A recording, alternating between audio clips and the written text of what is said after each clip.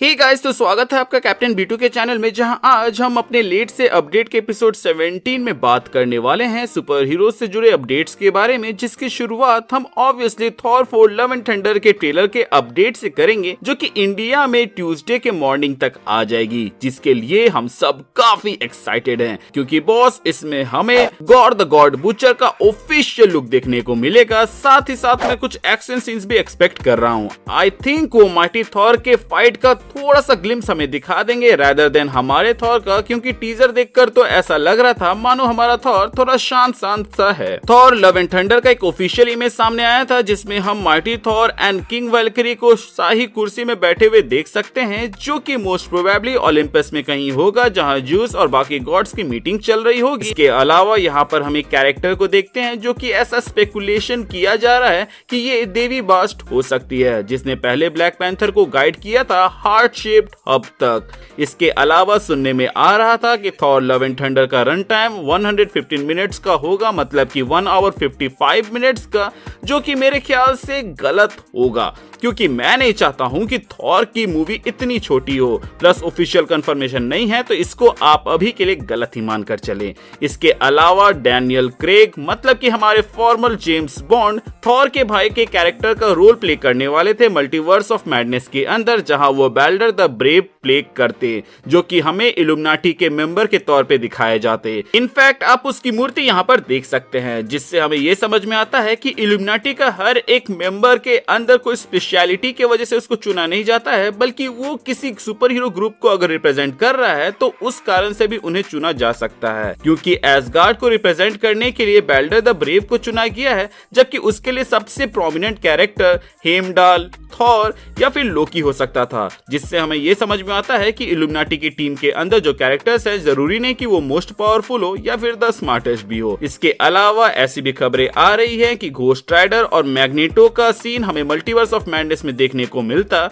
जिसमें ghost rider versus Wanda का भी एक सीन था, जो कि मेरे ख्याल से कुछ इस तरह प्ले आउट हो सकता है, जहां पे घोस्ट राइडर पेनेंस टेयर करता वांडा को, पर उसका असर उस पे नहीं होता, क्योंकि वांडा को अपने किए गए किसी भी काम पर कोई भी रिग्रेट नहीं है, जिसके बाद से वो घोस्ट राइडर को धोकर वहां से चल देती, जो कि सच कहूं तो मैं बड़ी स्क्रीन में तो नहीं देखना चाहता, क्योंकि बॉस घोस्ट राइडर को ऐसे साइड कर देना मुझे तो हजम बिल्कुल भी नहीं आता। वहीं बात करें मैग्नेटो के रोल का, तो ऐसा सुनने में आ रहा है कि मैग्नेटो और प्रोफेसर एक्स मिलकर 838 में वांडा को स्कारलेट विच बनने से रोकते, और इसी का ग्लिम्स हमें मल्टीवर्स ऑफ मैडनेस में देखने को मिलता। अब ये कितना सच है ये तो मैं नहीं कह सकता, जो सुनने में आया मैंने वही बता दिया। खैर, अब बात कर लेते हैं अगली खबर की, जो कि आ रही है लोकी के तरफ से, जहां उसकी सीजन 2 की शूटिंग जून 6 मंडे को लंदन में शुरू हो जाएगी। मिस मार्वल के पावर को जो सीरीज में चेंज करके दिखाया जा रहा है, उसके ऊपर एंटरटेनमेंट वीकली में सना अमानत, जो कि मिस मार्वल के एग्जीक्यूटिव प्रोड्यूसर एंड को क्रिएटर रह चुकी है कॉमिक बुक कैरेक्टर का,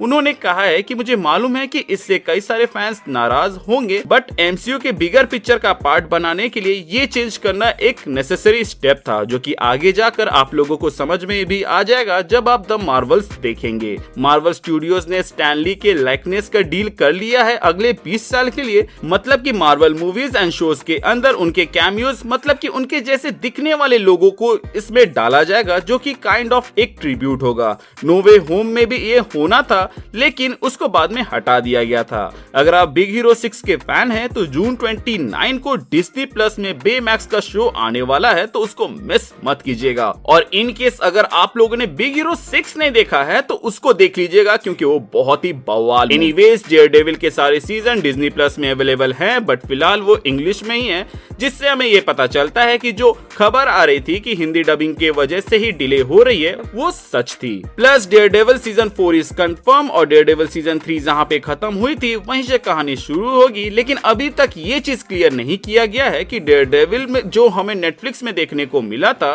वो एजेंट्स ऑफ शील्ड के जैसे किसी अल्टरनेट अर्थ की कहानी है, या हमारे मेन यूनिवर्स अर्थ 616 की। देखते हैं आगे जाके इसके ऊपर क्रिएटर्स क्या बोलते हैं। डेडपूल 3 पर भी काम काम चालू हो चुका है, क्योंकि चहल पहल उसके ट्विटर अकाउंट में हमें देखने को मिल चुका है। वोंग हमें शी हल्क में देखने को मिलेगा और ये बात कंफर्म कर दी गई है, जो कि एक्सपेक्टेड भी था, क्योंकि शांग-ची में जब एबोमिनेशन को वो इस जगह से उस जेल में लेके जाते हैं, सेम जेल हमें शी हल्क के ट्रेलर में भी देखने को मिला था। ऐसा सुनने में आ रहा है कि वार्नर ब्रॉस हैरी पॉटर पर एनिमेटेड मूवी बनाने का सोच रहे हैं। अब वो कर्स चाइल्ड का होगा, मतलब कि हैरी पॉटर मूवी सीरीज जहां पे खत्म हुई थी उसके आगे का, या फिर वो मेन बुक को अडॉप्ट करके फिर से बनाएंगे, इसकी अभी तक तो कोई पुष्टि नहीं की गई है। Doctor strange multiverse of madness के कई सारे बिहाइंड द सीन देखने को मिल रहे हैं, साथ ही साथ कुछ कॉन्सेप्ट आर्ट भी देखने को मिला है। प्लस स्क्रीन एक्स का पोस्टर जो हमें यहाँ पे देखने को मिलता है, उसमें मॉर्डो एंड वांडा को आमने सामने दिखाया गया है, जिससे ये बात भी क्लियर हो जाती है कि जो र्यूमर या फिर के लीक आई थी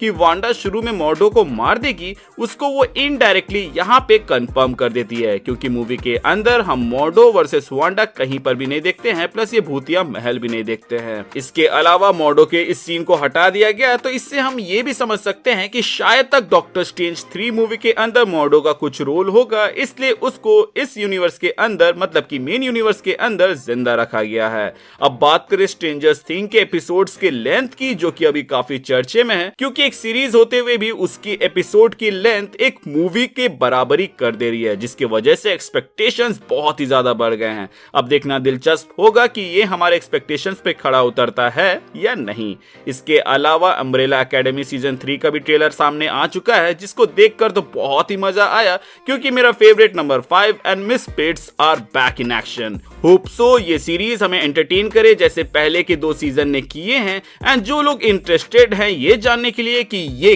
कब आ रहा है, तो बॉस ये जून 22 में नेटफ्लिक्स में अवेलेबल हो जाएगा। अब जब नेटफ्लिक्स की बात उठी चुकी है, तो हम डीसी से सैंडमैन के बारे में भी बात कर लेते हैं, जिसका छोटू सा ग्लिम्स हमें देखने को मिला है, जिससे मैं तो काफी ज्यादा एक्साइटेड हूं, लेकिन फैंस की तरफ से थोड़ी सी शिकायत आ रही है, क्योंकि उसमें लूसीफर को फीमेल दिखा दिया गया है, जबकि नेटफ्लिक्स वालों ने लूसीफर के ऐसे ऐसे सीजन निकाल रखे हैं जिससे उसकी फैन बेस इतनी ज्यादा बढ़ गई है कि टॉम एलिस के अलावा अगर कोई और लूसीफर के रोल में खड़ा हो तो वो किसी को भी हजम नहीं होगा। मुझे पर्सनली लूसीफर को फीमेल रूप में देखकर तो थोड़ा सा दुख हुआ था, बट जिनको स्टोरी मालूम है सैंडमैन की, उन्हें मालूम होगा कि अगर हमारा चहीता टॉम एलिस एज लूसीफर इस रोल में होता तो वो और भी बुरा होता, क्योंकि स्पॉइलर अलर्ट, लूसीफर को लूसीफर के एरिया में ही जिस तरीके से ड्रीम बेइज्जत करके वहां से जाता है, वो किसी भी लूसीफर फैन को हजम नहीं हो सकता था। सो इट्स बेटर कि टॉम के लूसीफर के जगह किसी और कैरेक्टर को ये प्ले करने दे दिया जाए, ताकि काम भी बन जाए और फैंस का दिल भी ना टूटे। दिल टूटने से याद आया, जितने भी आयरन मैन फैंस का दिल टूटा हुआ है वो उत्सव की तैयारी करे, क्योंकि जून 20 से आयरन हार्ट की भी शूटिंग चालू हो जाएगी।